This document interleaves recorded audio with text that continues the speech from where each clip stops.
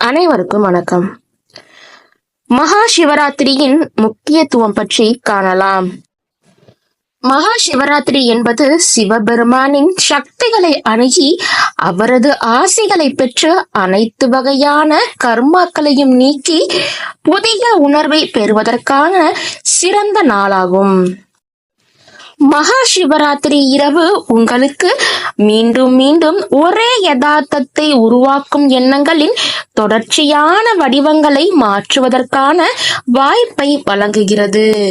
உங்கள் உள்ளங்களில் தூண்டப்படும் அத்தகைய மாற்றம் வாழ்க்கையின் எந்த கட்டத்திலும் உங்களை தடுத்து நிறுத்தும் அனைத்து தடைகளையும் நீக்கும்.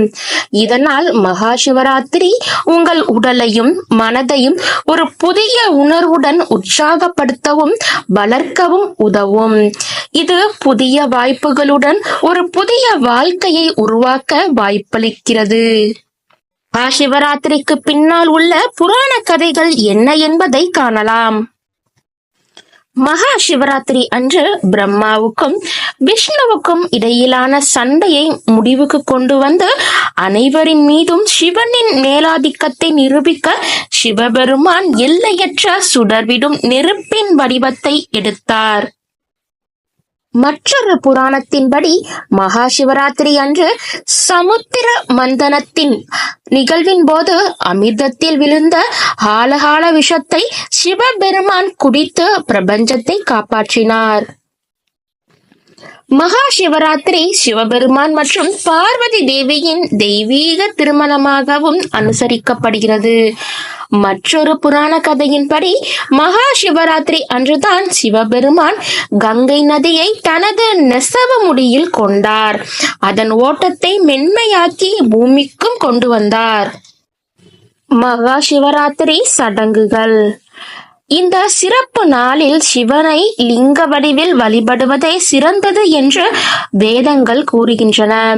சிவபக்தர்கள் மகா சிவராத்திரி பூஜை முழுவதும் பஞ்சாட்சர மந்திரமான நம சிவாயவை ஜபிப்பதன் மூலம் கிடைக்கும் மனமார்ந்த இன்பத்தை அனுபவிக்கிறார்கள்.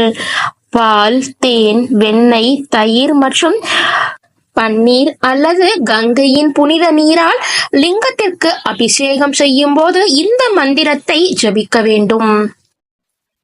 வில்வ இலை சிவனுக்கு மிகவும் புனிதமாக கருதப்படுவதால் இந்த இலையின் ஒரு கிளையை அவருக்கு வழங்கி மகா சிவராத்திரி அன்று சிவனுக்கு வில்வ இலைகளை சமர்ப்பிப்பதன் முக்கியத்துவத்தை எடுத்துக்காட்டும் பாடல் வரிகளை உச்சரிப்பது மிகவும் புனிதமாக கருதப்படுகிறது.